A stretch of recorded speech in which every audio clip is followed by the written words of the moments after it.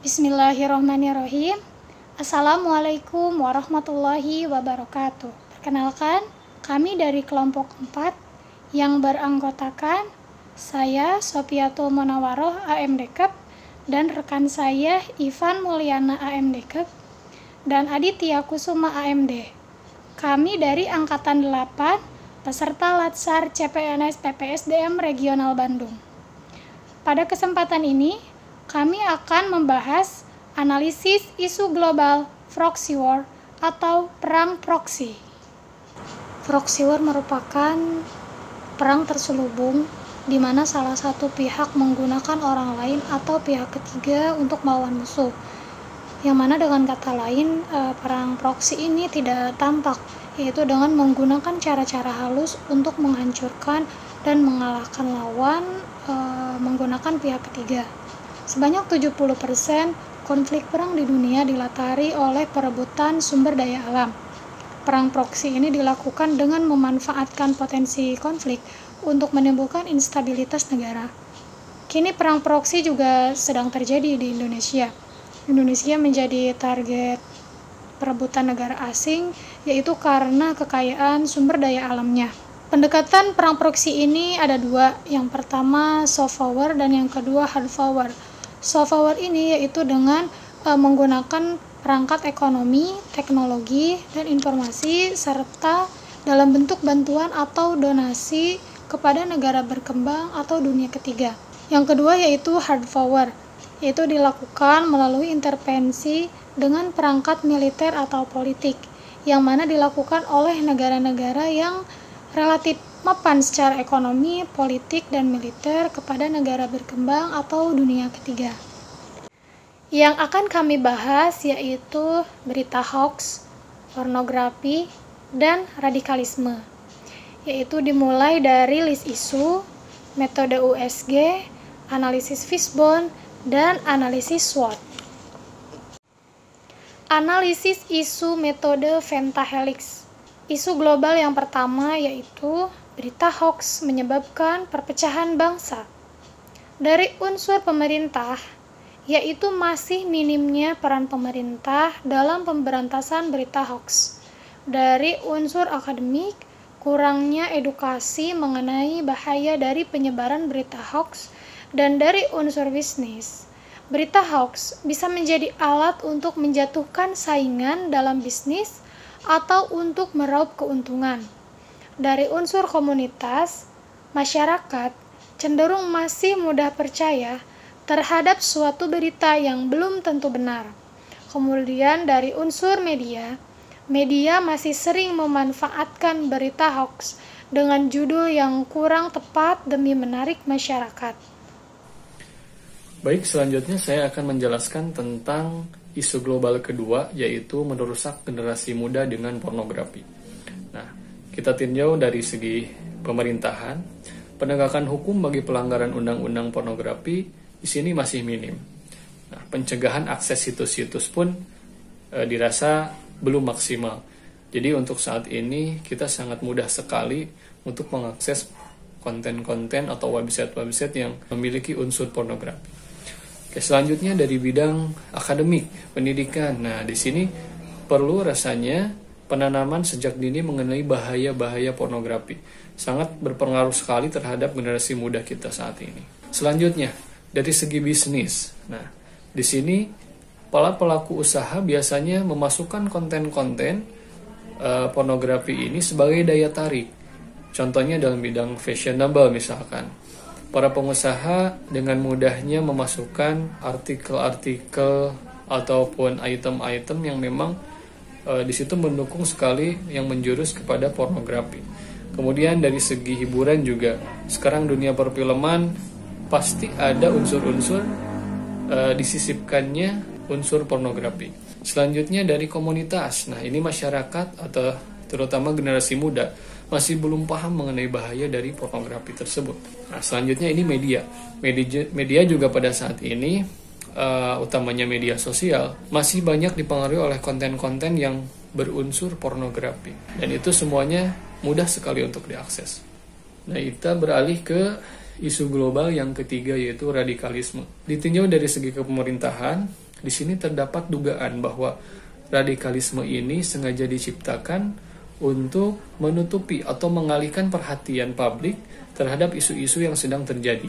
Kemudian dari segi pendidikan akademiknya, pendidikan moral dan bela negara rasanya perlu sekali ditekankan, ditanamkan kepada generasi kita. Selanjutnya dari segi bisnis, di sini terdapat pelaku usaha yang memanfaatkan isu-isu radikalisme hanya untuk kepentingannya, hanya untuk keuntungannya. Dan selanjutnya, pada saat ini komunitas ataupun di masyarakat banyak sekali berkembang organisasi-organisasi masyarakat, dan yang lebih berbahayanya lagi mereka menganut paham radikalisme.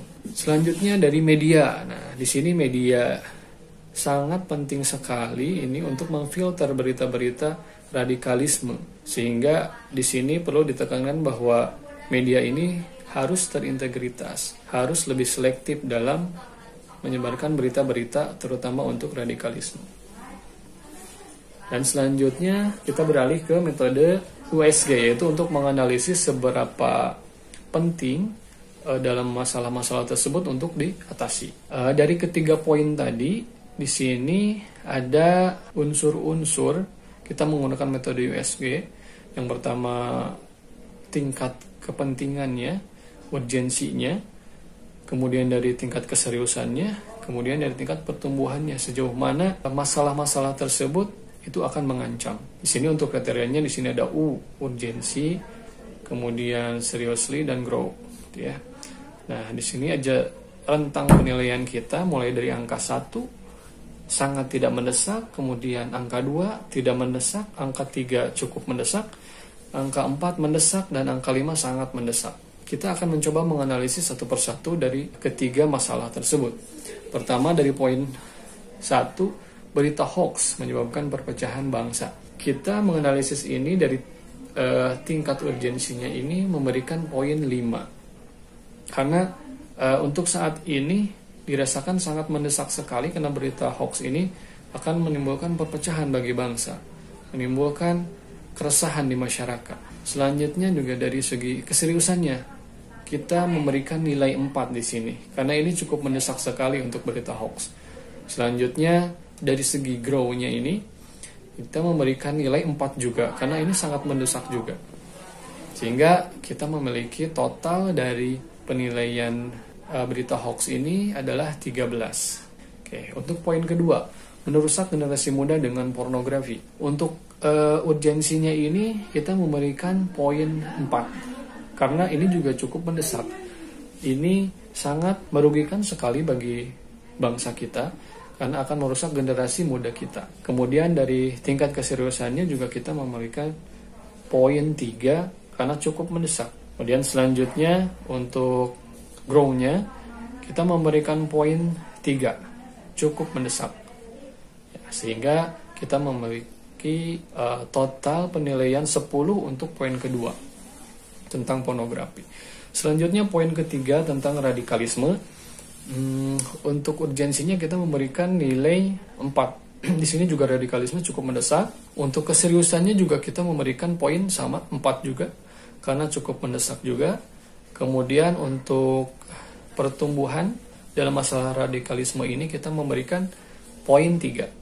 Nah, sehingga kita memiliki total penilaian dari poin radikalisme ini adalah 11. Ini adalah penilaian kami dengan metode USG tentang isu-isu global dari ketiga masalah ini. Kita sudah memiliki 1 poin, yaitu poin yang pertama mengenai berita hoax dengan skala prioritas yang lebih tinggi. Ini poinnya 13. Untuk selanjutnya akan dijelaskan oleh rekan saya. Silakan. Baiklah, selanjutnya dengan analisis fishbone. Analisis fishbone adalah salah satu metode untuk menganalisa penyebab dari sebuah masalah atau kondisi.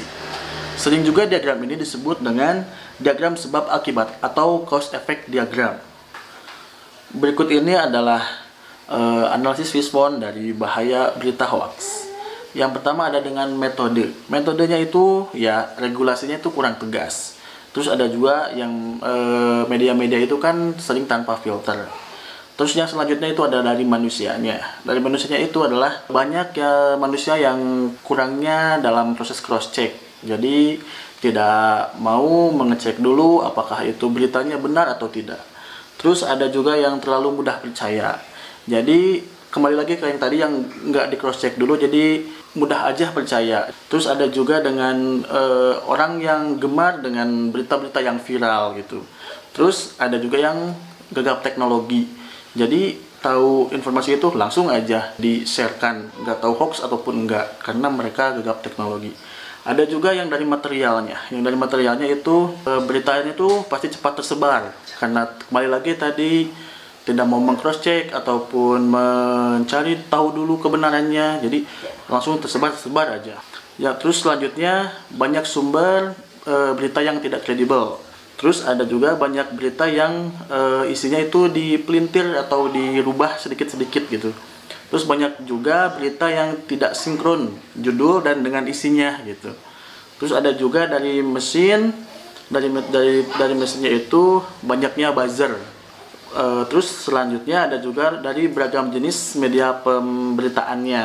Kan sekarang banyak tuh media sosial juga kan, banyak tersebar info-info yang belum tentu valid, main disebar aja. Jadi kan kita banyak manusia yang kebawa dengan isu-isu atau dengan berita-berita hoax gitu.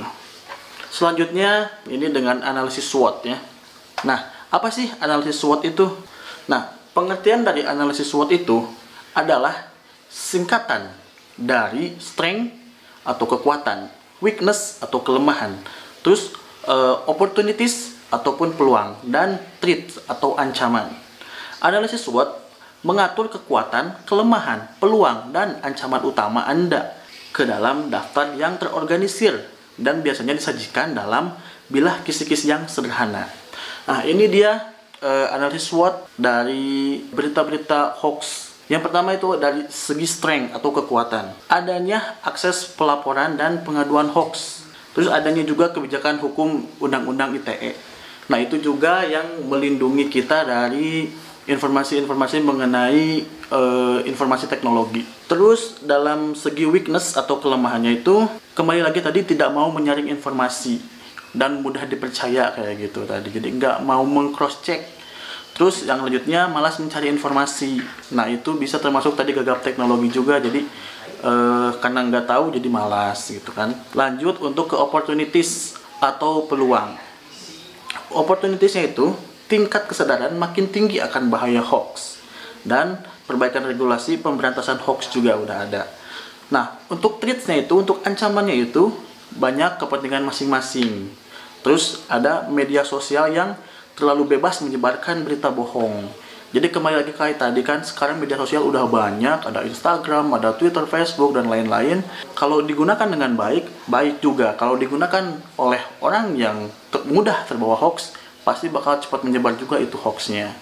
Nah, maka dari itu, kami menghimbau pada seluruh warga Indonesia, khususnya ASN, stop hoax, stop menyebarkan hoax.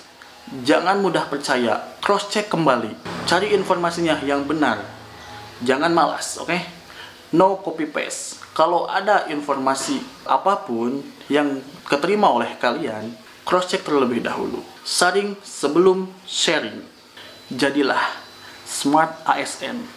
Stop hoax. Demikian pemaparan tugas isu globalisasi mengenai proxy war dari kelompok kami.